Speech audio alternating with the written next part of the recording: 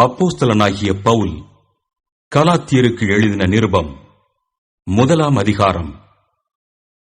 மனுஷராலும் அல்ல, மனுஷன் மூலமாயும் அல்ல, இயேசு கிறிஸ்துவினாலும் அவரை மரித்தோரிலிருந்து எழுப்பின பிதாவாகிய தேவனாலும் அப்போஸ்தலனாயிருக்கிற பவுலாகிய நானும் என்னுடனே கூட இருக்கிற சகோதரர் எல்லாரும் கலாத்தியா நாட்டிலுள்ள சபைகளுக்கு எழுதுகிறதாவது: பிதாவாகிய தேவனாலும் நம்முடைய கர்த்தராகிய இயேசு கிறிஸ்துவினாலும் உங்களுக்கு கிருபையும் சமாதானமும் உண்டாவதாக. அவர் நம்மை இப்பொழுதிருக்கிற பொல்லாத பிரபஞ்சத்தினின்று விடுவிக்கும்படி நம்முடைய பிதாவாகிய தேவனுடைய சித்தத்தின்படியே நம்முடைய பாவங்களுக்காக தம்மைத்தாமே ஒப்புக் கொடுத்தார். அவருக்கு என்றென்றைக்கும் உள்ள சதா காலங்களிலும் மகிமை உண்டாவதாக. ஆமென். உங்களை கிறிஸ்துவின் கிருபையினாலே அழைத்தவரை நீங்கள் இவ்வளவு சீக்கிரமாய் விட்டு வேறொரு சுவிசேஷத்திற்கு திரும்புகிறதை பற்றி நான் ஆச்சரியப்படுகிறேன். வேறொரு சுவிசேஷம் இல்லையே? சிலர் உங்களை கலகப்படுத்தி கிறிஸ்துவனுடைய சுவிசேஷத்தை புரட்ட மனதாயிருக்கிறார்களே அல்லாமல் வேறல்ல. நாங்கள் உங்களுக்கு பிரசங்கித்த சுவிசேஷத்தை அல்லாமல் நாங்களாவது வானத்திலிருந்து வருகிற ஒரு தூதனாவது வேறொரு சுவிசேஷத்தை உங்களுக்கு பிரசங்கித்தால் அவன் சபிக்கப்பட்டவனாயிருக்க கடவன். முன் சொன்னது போல மறுபடியும் சொல்லுகிறேன், நீங்கள் ஏற்றுக்கொண்ட சுவிசேஷத்தை அல்லாமல் வேறொரு சுவிசேஷத்தை ஒருவன் உங்களுக்கு பிரசங்கித்தால் அவன் சபிக்கப்பட்டவனாயிருக்க கடவன். இப்பொழுது நான் மனுஷரையா தேவனையா யாரை நாடி போதிக்கிறேன்? மனுஷரையா பிரியப்படுத்த பார்க்கிறேன்? நான் இன்னும் மனுஷரை பிரியப்படுத்துகிறவனாயிருந்தால் நான் கிறிஸ்துவின் ஊழியக்காரன் அல்லவே? மேலும் சகோதரரே, என்னால் பிரசங்கிக்கப்பட்ட சுவிசேஷம் மனுஷருடைய யோசனையின்படியானதல்லவென்று உங்களுக்கு தெரிவிக்கிறேன். நான் அதை ஒரு மனுஷனால் பெற்றதுமில்லை, மனுஷனால் கற்றதுமில்லை. இயேசு கிறிஸ்துவே அதை எனக்கு வெளிப்படுத்தினார்.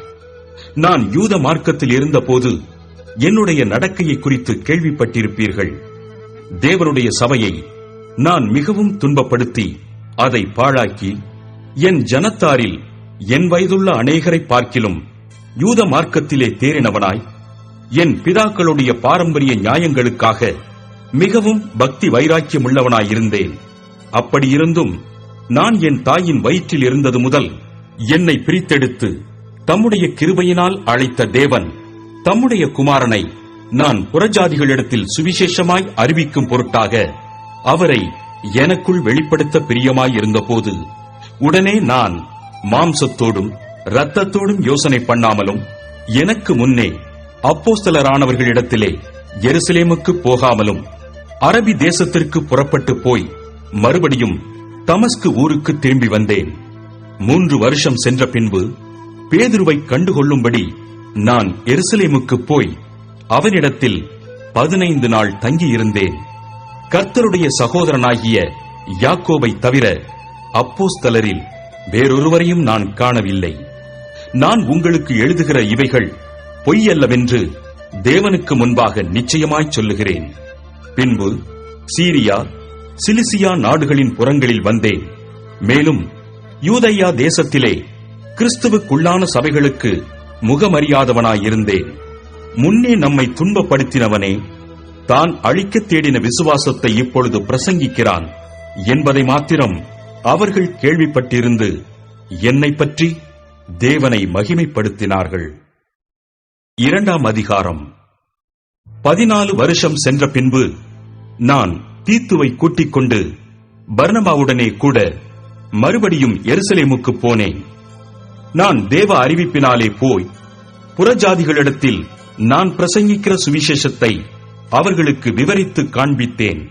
ஆயினும் நான் ஓடுகிறதும் ஓடினதும் வீணாகாதபடிக்கு எண்ணிக்கையுள்ளவர்களுக்கே தனிமையாய் விவரித்து காண்பித்தேன்.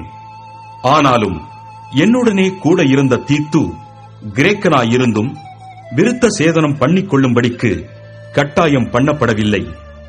கிறிஸ்து இயேசுவுக்குள் நமக்கு உண்டான சுயாதீனத்தை உளவு பார்த்து நம்மை நியாயப்பிரமாணத்திற்கு அடிமைகளாக்கும் பொருட்டாக பக்க வழியாய் நுழைந்த கள்ளச் சகோதரர் நிமித்தம் அப்படி ஆயிற்று.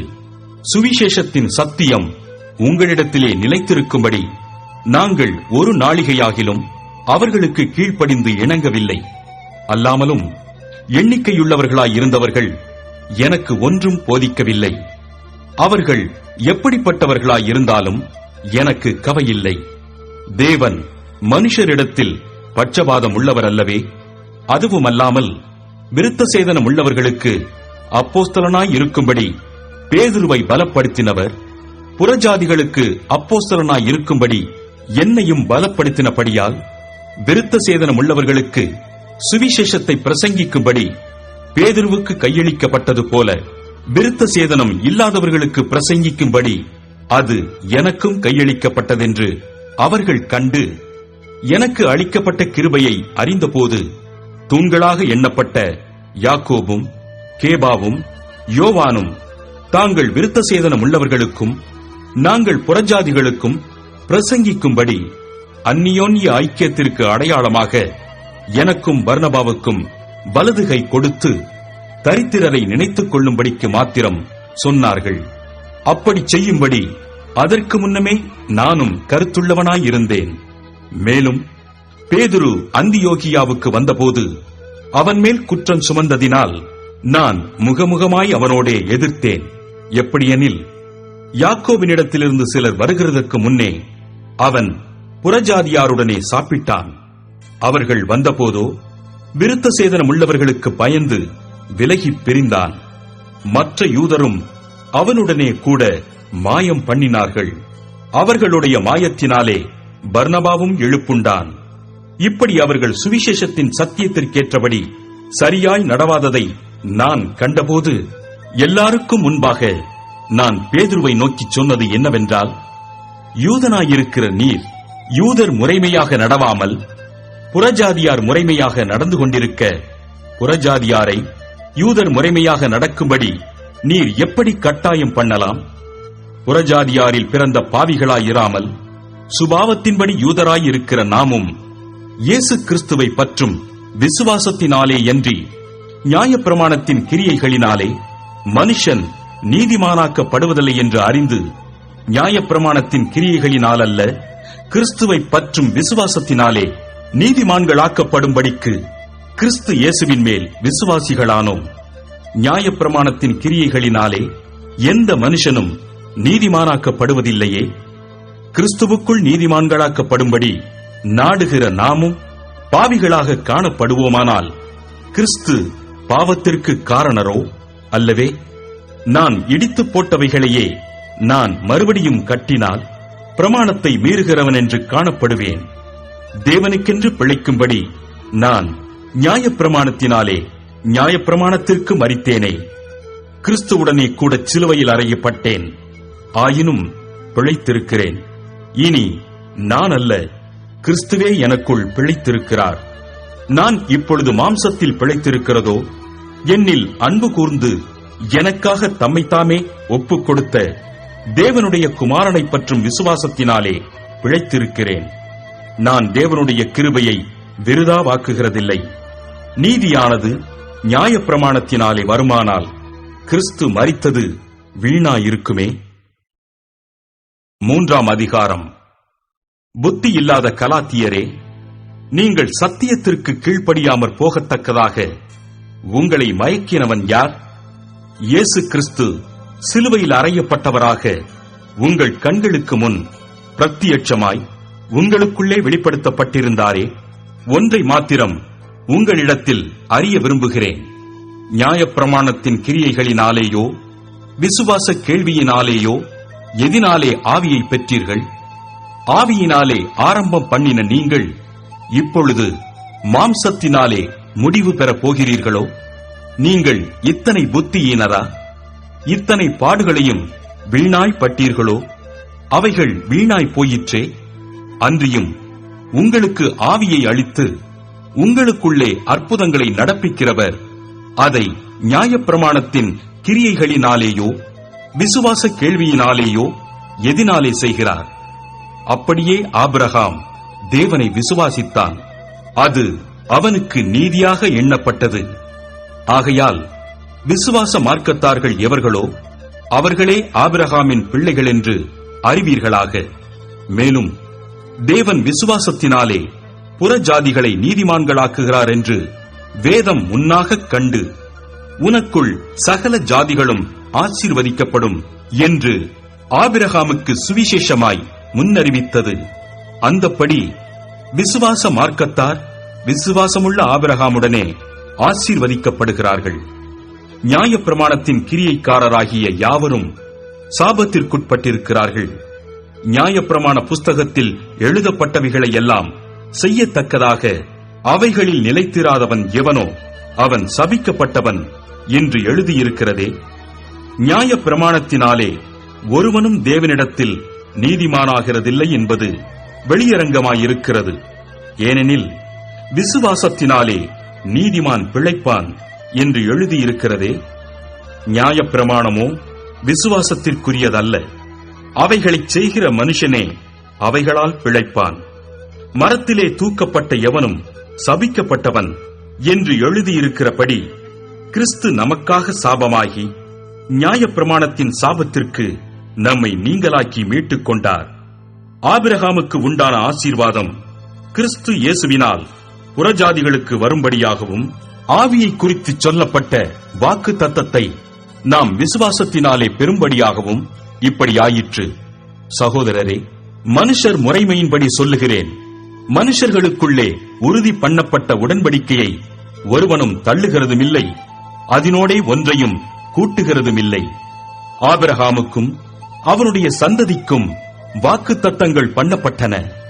சந்ததிகளுக்கு என்று அநேகரை குறித்துச் சொல்லாமல் உன் சந்ததிக்கு என்று ஒருவனை குறித்துச் சொல்லி இருக்கிறார்.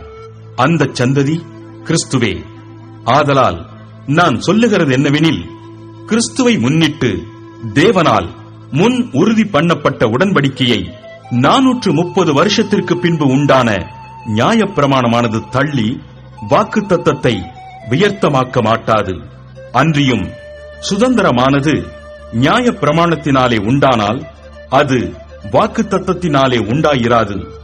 தேவன் அதை ஆபிரகாமுக்கு வாக்கு தத்தத்தினாலே அருளிச் செய்தாரே.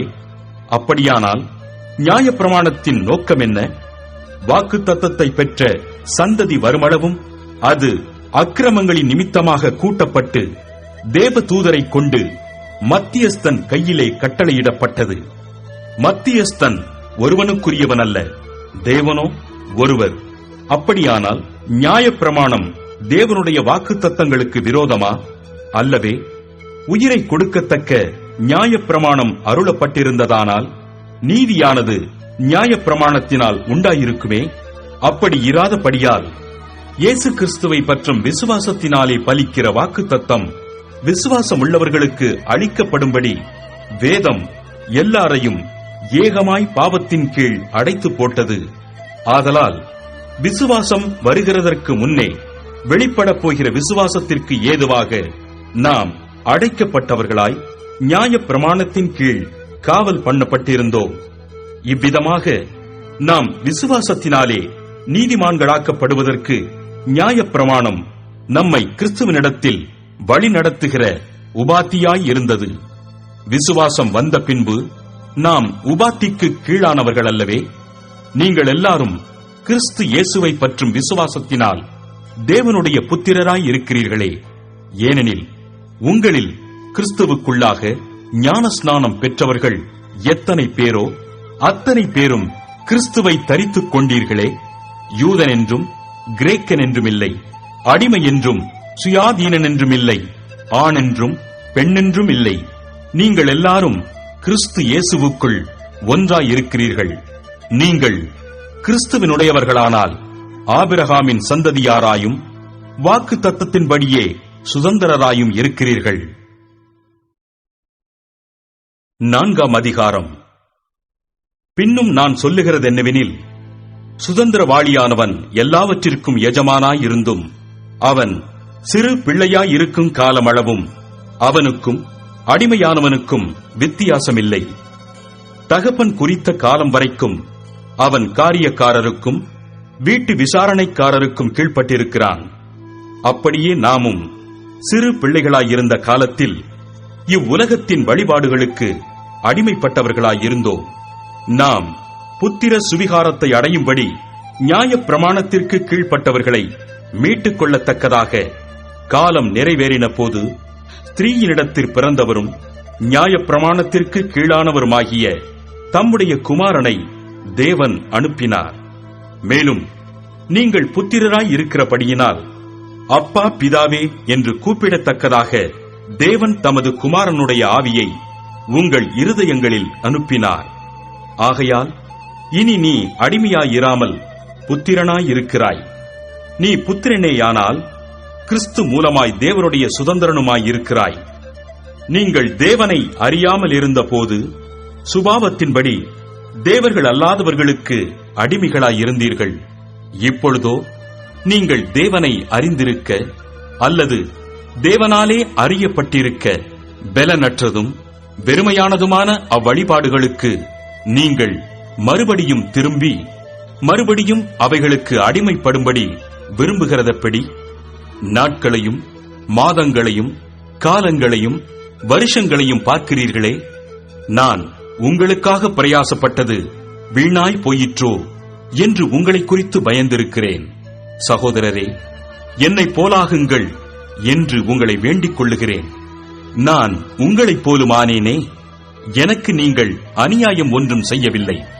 உங்களுக்கு தெரிந்திருக்கிறபடி நான் சரீர பலவீனத்தோடு முதலாந்தரம் உங்களுக்கு சுவிசேஷத்தை பிரசங்கித்தேன். அப்படி இருந்தும் என் சரீரத்தில் உண்டாயிருக்கிற சோதனையை நீங்கள் அசட்டை பண்ணாமலும் அரோசியாமலும் தேவதூதனைப் போலவும் கிறிஸ்து இயேசுவைப் போலவும் என்னை ஏற்றுக்கொண்டீர்கள். அப்பொழுது நீங்கள் கொண்டிருந்த ஆனந்த பாக்கியம் எங்கே? உங்கள் கண்களை பிடுங்கி எனக்கு கொடுக்கக்கூடுமானால் அப்படியும் செய்திருப்பீர்கள் என்று உங்களுக்கு சாட்சியாயிருக்கிறேன். நான் உங்களுக்கு சத்தியத்தை சொன்னதினாலே உங்களுக்கு சத்துருவானேனோ? அவர்கள் உங்களை நாடி வைராக்கியம் பாராட்டுகிறார்கள். ஆகிலும் நல் மனதோடே அப்படி செய்யாமல் நீங்கள் அவர்களை நாடி வைராக்கியம் பாராட்டும் பொருட்டு உங்களை புறம்பாக்க விரும்புகிறார்கள். நல் விஷயத்தில் வைராக்கியம் பாராட்டுவது நல்லதுதான். அதை நான் உங்களிடத்தில் இருக்கும் பொழுது மாத்திரமல்ல, எப்பொழுதும் பாராட்ட வேண்டும். என் சிறு பிள்ளைகளே, கிறிஸ்து உங்களிடத்தில் உருவாகும் அளவும் உங்களுக்காக மறுபடியும் கர்ப்ப வேதனைப்படுகிறேன். உங்களை குறித்து நான் சந்தேகப்படுகிறபடியால் நான் இப்பொழுது உங்களிடத்தில் வந்திருந்து வேறு வகையாக பேச விரும்புகிறேன். நியாயப் பிரமாணத்திற்கு கீழ்ப்பட்டிருக்க விரும்புகிற நீங்கள் நியாயப் பிரமாணம் சொல்லுகிறதை கேட்கவில்லையா? இதை எனக்கு சொல்லுங்கள். ஆபிரகாமுக்கு 2 குமாரர் இருந்தார்கள் என்று எழுதியிருக்கிறது. ஒருவன் அடிமையானவளிடத்தில் பிறந்தவன், ஒருவன் சுயாதீனமுள்ளவளிடத்தில் பிறந்தவன். அடிமையானவளிடத்தில் பிறந்தவன் மாம்சத்தின்படி பிறந்தான். சுயாதீனமுள்ளவளிடத்தில் பிறந்தவன் வாக்குத்தத்தத்தின்படி பிறந்தான். இவைகள் ஞான அர்த்தமுள்ளவைகள். அந்த ஸ்திரீகள் 2 ஏற்பாடுகளாம். ஒன்று சீனாய் மலையில் உண்டான ஏற்பாடு. அது அடிமைத்தனத்திற்குள்ளாக பிள்ளை பெறுகிறது. அது ஆகார் என்பவள்தானே. ஆகார் என்பது அரபி தேசத்திலுள்ள சீனாய் மலை. அந்த ஆகார் இப்பொழுது இருக்கிற எருசலேமுக்குச் சரி. இவள் தன் பிள்ளைகளோடே கூட அடிமைப்பட்டிருக்கிறாளே. மேலான எருசலேமோ சுயாதீனமுள்ளவள். அவளே நம்மெல்லாருக்கும் தாயானவள். அந்தப்படி பிள்ளை பெறாத மலடியே மகிழ்ந்திரு. கர்ப்ப வேதனை படாதவளே களிப்பாய் எழும்பி ஆர்ப்பரி. புருஷனுள்ளவளை பார்க்கிலும் அநாத ஸ்திரீக்கே அதிக பிள்ளைகளுண்டு என்று எழுதியிருக்கிறது. சகோதரரே, நாம் ஈசாக்கைப் போல வாக்கு தத்தத்து பிள்ளைகளாயிருக்கிறோம். ஆகிலும் மாம்சத்தின்படி பிறந்தவன் ஆவியின்படி பிறந்தவனை அப்பொழுது துன்பப்படுத்தினது போல இப்பொழுதும் நடந்து வருகிறது. அதை குறித்து வேதம் என்ன சொல்லுகிறது? அடிமையானவளின் மகன் சுயாதீனமுள்ளவளுடைய குமாரனோடே சுதந்திரவாளியாயிருப்பதில்லை. ஆகையால் அடிமையானவளையும் அவளுடைய மகனையும் புறம்பே தள்ளு என்று சொல்லுகிறது. இப்படி இருக்க சகோதரரே, நாம் அடிமையானவளுக்கு பிள்ளைகளாயிராமல் சுயாதீனமுள்ளவளுக்கே பிள்ளைகளாயிருக்கிறோம். 5ஆம் அதிகாரம். ஆனபடியினாலே நீங்கள் மறுபடியும் அடிமைத்தனத்தின் நுகத்துக்குட்படாமல் கிறிஸ்து நமக்கு உண்டாக்கின சுயாதீன நிலைமையிலே நிலை கொண்டிருங்கள். இதோ, நீங்கள் விருத்த சேதனம் பண்ணிக்கொண்டால் கிறிஸ்துவினால் உங்களுக்கு ஒரு பிரயோஜனமும் இராது என்று பவுலாகிய நான் உங்களுக்கு சொல்லுகிறேன். மேலும் விருத்த சேதனம் பண்ணிக்கொள்ளுகிற எந்த மனுஷனும் நியாயப்பிரமாணம் முழுவதையும் நிறைவேற்ற கடனாளியாயிருக்கிறான் என்று மறுபடியும் அப்படிப்பட்டவனுக்கு சாட்சியாகச் சொல்லுகிறேன். நியாயப்பிரமாணத்தினால் நீதிமான்களாக விரும்புகிற நீங்கள் யாவரும் கிறிஸ்துவை விட்டு பிரிந்து கிருபை நின்று விழுந்தீர்கள். நாங்களோ நீதி கிடைக்கும் என்று ஆவியை கொண்டு விசுவாசத்தினால் நம்பிக்கையோடே காத்திருக்கிறோம். கிறிஸ்து இயேசுவினிடத்தில் விருத்த சேதனமும் விருத்த சேதனம் இல்லாமையும் ஒன்றுக்கும் உதவாது. அன்பினால் கிரியை செய்கிற விசுவாசமே உதவும். நீங்கள் நன்றாய் ஓடினீர்களே, சத்தியத்திற்கு கீழ்ப்படியாமற் போக உங்களுக்கு தடை செய்தவன் யார்? இந்த போதனை உங்களை அழைத்தவரால் உண்டானதல்ல. புளிப்புள்ள கொஞ்ச மாவானது பிசைந்த மாவனைத்தையும் உப்பப் பண்ணும். நீங்கள் வேறுவிதமாய் சிந்திக்க மாட்டீர்கள் என்று நான் கர்த்தருக்குள் உங்களை குறித்து நம்பிக்கையாயிருக்கிறேன். உங்களை கலக்குகிறவன் எப்படிப்பட்டவனாயிருந்தாலும் தனக்கேற்ற ஆக்கினையை அடைவான். சகோதரரே, இதுவரைக்கும் நான் விருத்த சேதனத்தை பிரசங்கிக்கிறவனாயிருந்தால் இதுவரைக்கும் என்னத்திற்கு துன்பப்படுகிறேன்? அப்படியானால் சிலுவையை பற்றி வரும் இடரல் ஒளிந்திருக்குமே. உங்களை கலக்குகிறவர்கள் தரிப்புண்டு போனால் நலமாயிருக்கும். சகோதரரே, நீங்கள் சுயாதீனத்திற்கு அழைக்கப்பட்டீர்கள். இந்த சுயாதீனத்தை நீங்கள் மாம்சத்திற்கேதுவாக அனுசரியாமல் அன்பினாலே ஒருவருக்கொருவர் ஊழியம் செய்யுங்கள். உன்னிடத்தில் நீ அன்பு கூறுவது போல பிறனிடத்திலும் அன்பு கூறுவாயாக என்கிற இந்த ஒரே வார்த்தையிலே நியாயப்பிரமாணம் முழுவதும் நிறைவேறும். நீங்கள் ஒருவரையொருவர் கடித்து பட்சித்தீர்களானால் அழிவீர்கள். அப்படி ஒருவரால் ஒருவர் அழிக்கப்படாதபடிக்கு எச்சரிக்கையாயிருங்கள். பின்னும் நான் சொல்லுகிறது என்னவென்றால், ஆவிக்கேற்றபடி நடந்து கொள்ளுங்கள். அப்பொழுது மாம்ச இச்சையை நிறைவேற்றாதிருப்பீர்கள். மாம்சம் ஆவிக்கு விரோதமாகவும் ஆவி மாம்சத்துக்கு விரோதமாகவும் இச்சிக்கிறது. நீங்கள் செய்ய வேண்டுமென்றிருக்கிறவைகளை செய்யாதபடிக்கு இவைகள் ஒன்றுக்கொன்று விரோதமாயிருக்கிறது. ஆவியினால் நடத்தப்படுவீர்களானால் நீங்கள் நியாயப்பிரமாணத்திற்கு கீழ்ப்பட்டவர்கள் அல்ல. மாம்சத்தின் கிரியைகள் வெளியரங்கமாயிருக்கின்றன. அவையாவன: விபசாரம், வேசித்தனம், அசுத்தம், காமவிகாரம், விக்கிரகாராதனை, பில்லிசூனியம், பகைகள், விரோதங்கள், வைராக்கியங்கள், கோபங்கள், சண்டைகள், பிரிவினைகள், மார்க்க பேதங்கள், பொறாமைகள், கொலைகள், வெறிகள், களியாட்டுகள் முதலானவைகளே. இப்படிப்பட்டவைகளைச் செய்கிறவர்கள் தேவனுடைய ராஜ்யத்தை சுதந்தரிப்பதில்லை என்று முன்னே நான் சொன்னது போல இப்பொழுதும் உங்களுக்கு சொல்லுகிறேன். ஆவியின் கனியோ அன்பு, சந்தோஷம், சமாதானம், நீடிய பொறுமை, தயவு, நற்குணம், விசுவாசம், சாந்தம், இச்சையடக்கம். இப்படிப்பட்டவைகளுக்கு விரோதமான பிரமாணம் ஒன்றுமில்லை.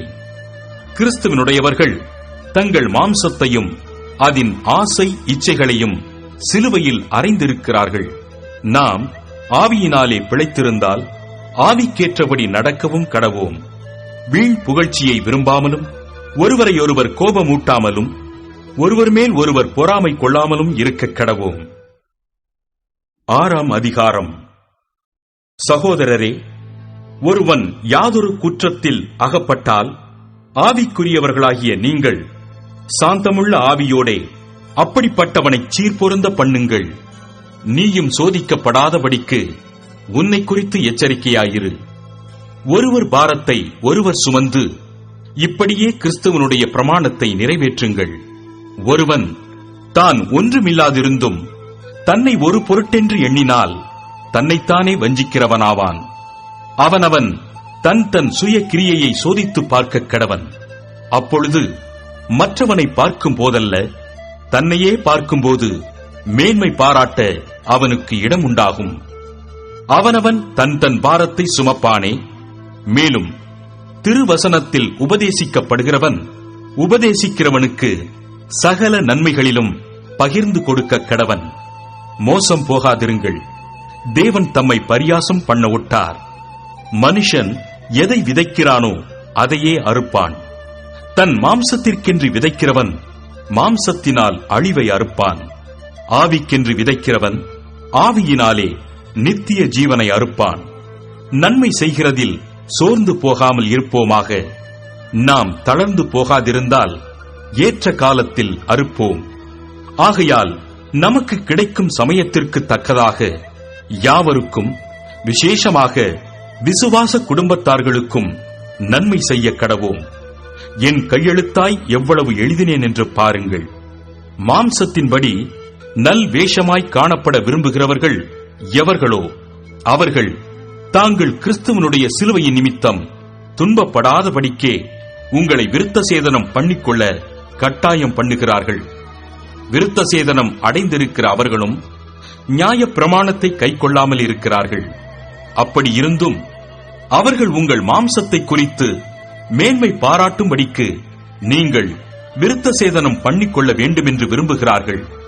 நானோ நம்முடைய கர்த்தராகிய இயேசு கிறிஸ்துவின் சிலுவையை குறித்தே அல்லாமல் வேறொன்றையும் குறித்து மேன்மை பாராட்டாதிருப்பேனாக.